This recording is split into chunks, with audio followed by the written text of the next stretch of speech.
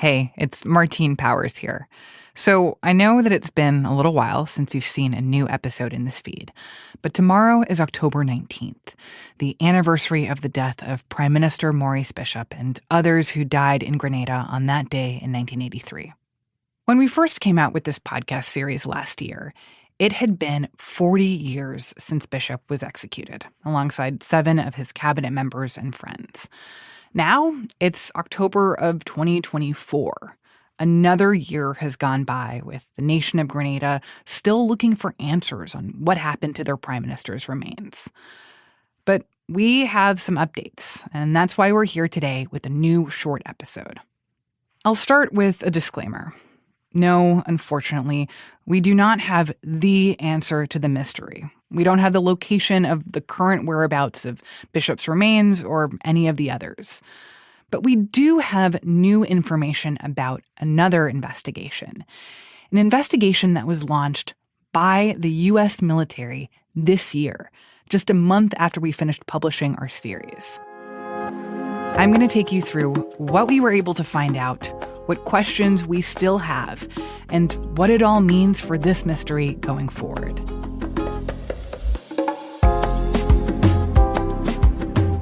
From the Washington Post, this is The Empty Grave of Comrade Bishop.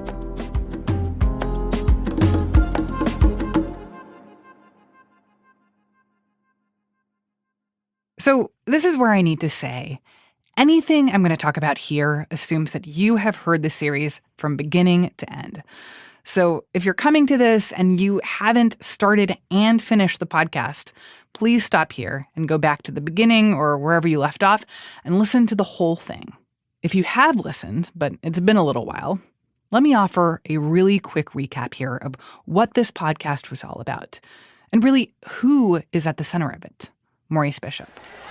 They like to talk a lot about backyard and front yard and lake. Grenada ain't nobody backyard and in part of nobody lake. Back in the early 80s, Bishop was the leader of the Caribbean nation of Grenada. In October of 1983, he was killed in a coup along with those 7 others, shot by members of his own army. Just a few days after that happened, the U.S. military invaded Grenada. Early this morning, forces from 6 Caribbean democracies and the United States began a landing or landings on the island of Grenada in the Eastern Caribbean. United States paratroopers have invaded Grenada with helicopter gunships. Our armed forces are engaging them in fierce battle. All Grenadians report immediately to our respective militia bases. In the days after that invasion, it became apparent that the bodies of Bishop and the others executed in the coup were missing. Their remains hadn't been returned to their family members. There had been no funerals. There was no public information about what happened to those bodies and where they ended up. Even now, I do not even know where my dad is buried. That's Pamela Bullen Cherubin. Her father, Evelyn Bullen, was killed with Bishop. And like the others, his body has never been recovered. And so there's always, sometimes you see somebody in a crowd and you wonder, is that my dad? Did he escape and live in another life? And you look at the person, no, that's not my dad. So you're always expecting him to just appear. At the beginning of this series, we laid out a pretty popular theory that's shared by many Grenadians about the disappearance of these remains, that the U.S. government had something to do with it. There was this belief that back in 1983, during the height of the Cold War, with Bishop having been a Marxist leader, that the U.S. would have wanted to prevent a Bishop gravesite because they wouldn't have wanted it to become some kind of shrine to communism. They did it all over Latin America. No evidence, no shrine, no martyrs, no enemies. It's as simple as that. We explored that theory and that idea that the U.S. was trying to prevent a shrine. We didn't find much evidence of that. But we did find a lot of reasons to believe that the U.S. was involved in whatever happened to Bishop's remains. As a reminder, we interviewed over 100 people. We tracked down long-lost witnesses. We uncovered documents and photographs that had never before been made public. And we concluded, based on our reporting and the new evidence we found, that it was likely the U.S. did have possession at some point of Maurice Bishop's remains.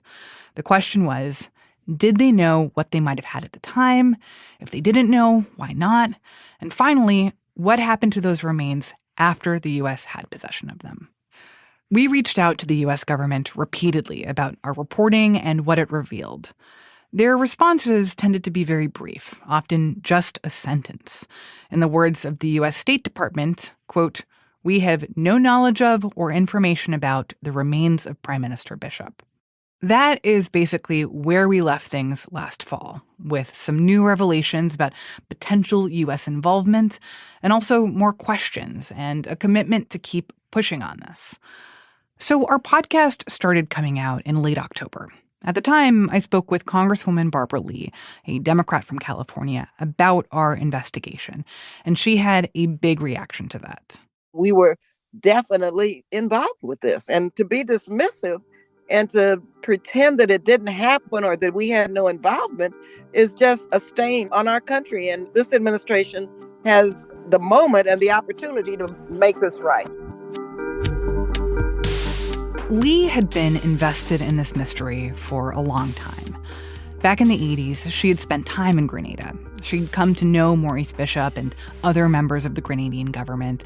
So she understood how Bishop's murder, the U.S. invasion, and these lingering questions about the bodies had left a real shared trauma for Grenadians. Since becoming a member of Congress years ago, she has been pushing for the U.S. government to look into their role in the Bishop mystery. Over the years, she had written several letters to the Defense Department, and she told us she felt like they had been blowing her off. Around the time that we were releasing our podcast, she sent yet another letter to the U.S. military. But this time, again, a month after our podcast wrapped, something budged. What I'm about to describe to you is based on two sources, a senior Army official who I spoke to on the phone several times, and a letter sent by the Secretary of the Army to Congresswoman Lee. From those sources, here is what I know. In January of this year, the U.S. Secretary of the Army, Christine Wormuth, she took this up. She ordered an internal investigation and a review of records, specifically looking at efforts that were made to locate Maurice Bishop's body in Grenada. The Army assigned an investigator to look into the mystery, and this investigator spent 6 months combing through documents from various Army agencies to try to offer some answers. We also know that they interviewed several former members of the Army who were in Grenada in 1983 after the invasion. I'll tell you, when I first heard about this internal investigation, I was floored. For decades, the U.S. had not made a meaningful attempt to seek out new answers on the Maurice Bishop question. But now, really for the first time, the U.S. government was revisiting in a serious way some of the basic questions about what might have happened to Bishop's body. So now I'm going to walk you through the findings of this investigation. And in case you're interested in following this more closely, we have uploaded the Army's letter online, so you can check it out for yourself. We put a link in the show notes for this episode, and you can also find it in our episode guide at washingtonpost.com/emptygrave. All right, so this letter is dated June 28th, 2024. It's a 2-page letter with another page and a half of responses to Lee's questions to the Army. And I'll read the first few lines just to get a flavor of how it's written. Dear Representative Lee, thank you for your October 24th, 2023 letter regarding the missing remains of the Honorable Maurice Bishop, former Prime Minister of Grenada. I am responding on behalf of the Secretary of Defense, the Honorable Lloyd J. Austin III. To address the concerns outlined in your letter, the Army conducted an extensive and exhaustive review of records from Operation Urgent Fury, the 1983 U.S. military operation in Grenada, including a review of records related to graves registration and efforts to locate the body of Prime Minister Bishop. This review was supported by the U.S. Army Center for Military History, U.S. Army Forces Command, and the Joint Mortuary Affairs Center. After that, they start getting into some of the details of their findings. And what those findings amount to is really a timeline. So this letter starts with the basic facts of Maurice Bishop's execution. This, of course, is all widely available and publicly reported.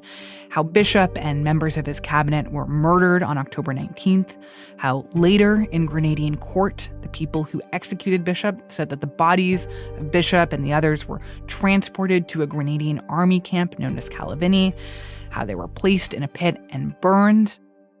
The letter goes on to talk about what happened after. The U.S. invasion begins. American troops get control of the country pretty quickly.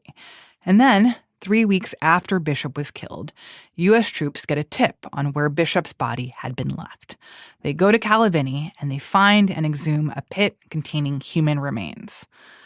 Then, a military forensic team is brought down from the States. The forensic team tries to identify the bodies, but they can't do it because the remains are so burned and decomposed. Personal items from some of the cabinet members killed with Bishop are found among the remains. But the U.S. concludes that the remains are not identifiable. And those remains are then turned over to a local funeral home. Whew. Okay. If you listen to the podcast, none of this is going to sound all that new. And that's what I kept thinking about. By the time I finished reading the Army letter, I went from the feeling of being floored to feeling like it was mostly a recap of what I already knew. I say mostly because there are a couple new details that we'd never come across.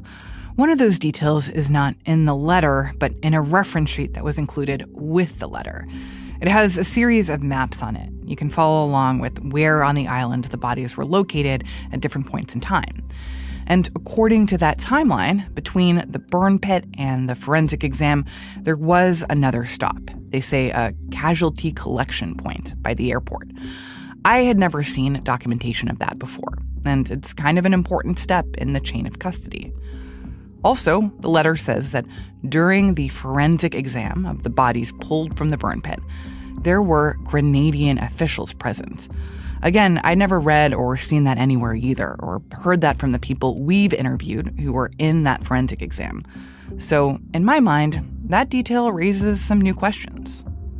What stands out the most to me in this letter is that there are no conclusions. There are no takeaways, no here's what we think this all means section, no clear acknowledgement of the role that the U.S. might have had in the disappearance of Bishop's body.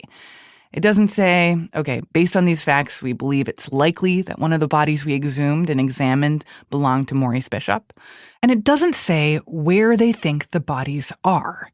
For example, the letter notes that the remains turned over by the Army to a funeral home were later buried in an unmarked grave in Grenada's public cemetery. We reported that too. But the Army's letter doesn't say, based on this chain of custody, we believe Maurice Bishop's body is probably lost somewhere inside the cemetery. They just don't go that far. After I first read this letter, along with the other folks on the team here at the Post, we debated about whether there were some paragraphs that implied a kind of subtle acknowledgement from the Army. For example, in the section where the Army answers the questions originally posed by Congresswoman Lee. She asks, what are the department's processes for accounting for human remains that are recovered by the military? Which they answer. And then she asks, were the correct procedures followed in the case of Maurice Bishop? And in its response, the letter talks about how the soldiers who were in charge of recovering human remains were not sufficiently staffed, how they faced hazardous conditions, and that documentation was challenging. They don't push back on Lee's implicit suggestion that they did find Maurice Bishop's remains. And by going on to talk about all the reasons why it was challenging to identify and document the recovery of bodies, it sounds like they might be suggesting that they think that they had Bishop's body, but the tough circumstances meant that they weren't able to put that together at the time, that it wasn't an intentional act or conspiracy or a cover-up, just an unfortunate thing that happened in the middle of a chaotic war. But here's what else stuck out to me. In the letter summarizing its investigation, the Army did not seem to engage at all with some of the other accounts of what might have happened to Bishop's remains. One thing I was looking for in the letter was any comment about what we had turned up in our investigation last year. For example, that the remains of Bishop and the others might have been inadvertently bombed by the U.S. military. But no mention of that in the report. And then you might remember we also tracked down a Jamaican military officer, a person we know was present for the exhumation of the bodies. And he insists, and has insisted for decades, that among the remains he saw, the body of Maurice Bishop was present and it was identifiable. In his telling, if the U.S. Army says they didn't know whether or not it was Bishop's body, that is wrong. But the Army's report doesn't acknowledge this officer's account. It doesn't engage with the fact that his memories are in direct opposition with the set of facts that they outline in their letter. And to me, all of this raises more questions. I went back to the Army wanting to know more about this internal review, how it was conducted, and what they found. I wanted to know who exactly they interviewed. Based on what's in the report, I have a couple guesses, but I would love to see a list. They say they're working on those answers for me, though we couldn't get them before our deadline for this episode. When I talked to that senior official in the Army, I also wanted to know about their next steps. Okay, so they did this review of records. What now? What else are they going to be doing to find answers on the mystery of Maurice Bishop's missing remains and to push this investigation forward? But according to that official I spoke with, this is it. They've done their review of records, and they shared it with the Grenadian government. He said they had an hour-long virtual meeting with members of Grenada's cabinet last week to go over all the findings. The Army official did say he thought the briefing seemed well received.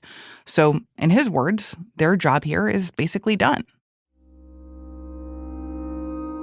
I don't want to downplay the Army's investigation. As I said, this does appear to be the most significant step taken by the U.S. government in 40 years in terms of looking through its own records for answers to the Maurice Bishop mystery. For so long, the Grenadians we talked to who are invested in this mystery, they said they felt dismissed by the U.S. government. Last year, we talked to Don Rojas, Bishop's former speechwriter and his friend. Don made this plea in episode 7 of the podcast. I don't know what the U.S. will say, but I think they should say something. I think it's the decent and an honorable thing to do is to say, well, look, we don't know, or we have explored all of the possibilities. We have done this, that, and the other study, forensic study, etc., and we've come to the conclusion that we cannot provide a definitive answer. If that's it, then say that. Don and other Grenadians we've talked to felt like they were made to feel crazy for insisting that there was some connection between the disappearance of Maurice Bishop's remains and the U.S. troops who arrived 6 days after his death. They felt like the U.S. didn't even care enough to really look into it. So the fact that the Secretary of the Army got involved in all this, that this Army review even happened, some people might call it a win. A significant shift from the past. We also reached out to the government of Grenada to get their whole take on this and to get reactions from the cabinet members who were in that briefing with the U.S. last week. We're still waiting to hear back from them. I was curious about what Congresswoman Lee had to say about all this, given that she'd pushed for this Army investigation to happen. In some ways, she was positive. She said she was grateful that the Army looked into this. She called it the first serious effort by the Pentagon in decades to address the U.S.'s role in the Maurice Bishop mystery. And she said that she hopes that the facts established in this review might provide the basis for further efforts to establish the full truth about this tragic episode in the shared history of the United States and Grenada. But she also said there's more to be done, more information to be uncovered.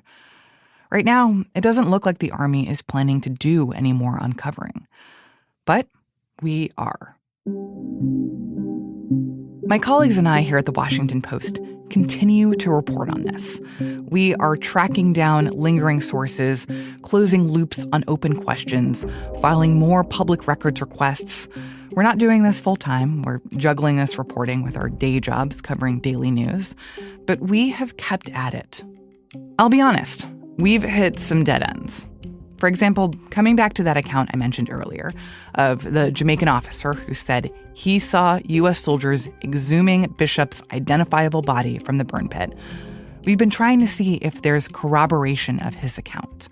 We were hopeful that the Jamaican military might still have possession of photos and notes that he took at the exhumation pit, and that he says he turned over to the military.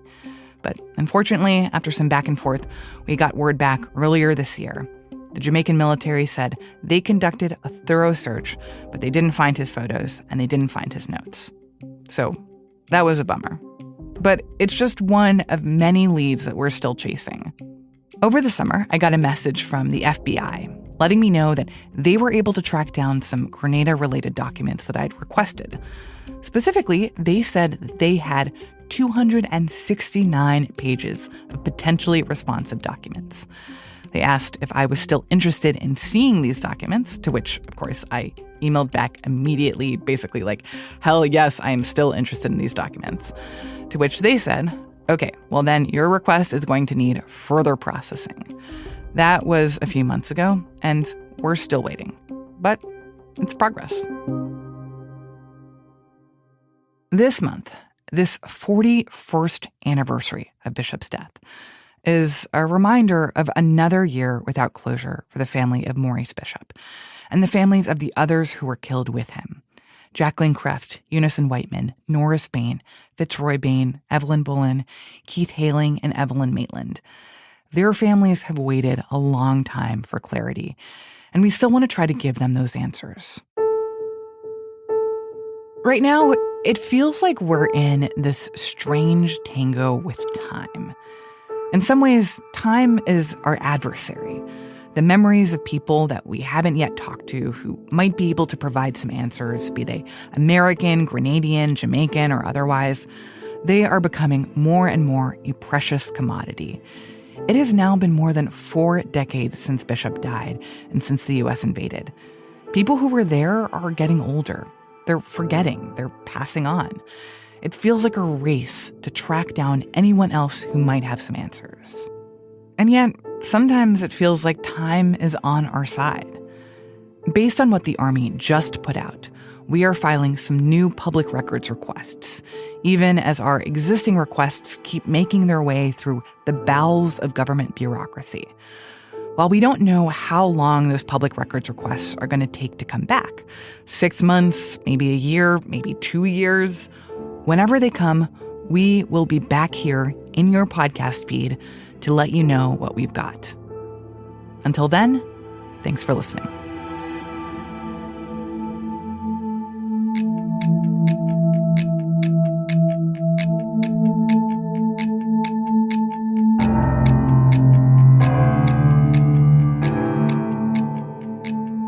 This update from the empty grave of Comrade Bishop was brought to you by The Washington Post. It was reported and produced by me, Martine Powers, along with Ted Muldoon and Rennie Svirnovsky. It was edited by Lisa Gartner, Renita Jablonski, and David Fallis. Thanks also to Casey Shaper and Courtney Kahn. Again, we've posted the documents mentioned in this episode online. So if you want to check that out, take a look at our episode guide at washingtonpost.com/emptygrave. And we are always on the lookout for responses from our listeners. Thoughts, interesting questions, even reporting tips. If you've got something to share with us about the podcast, we would love to hear it. Send us an email at emptygrave@washpost.com. And help us spread the word about this podcast with friends, family, coworkers, and people who you think would connect to this story. It's so easy. Just send them a link, or better yet, take their phone, open up their podcast app, find The Empty Grave of Comrade Bishop, and hit follow.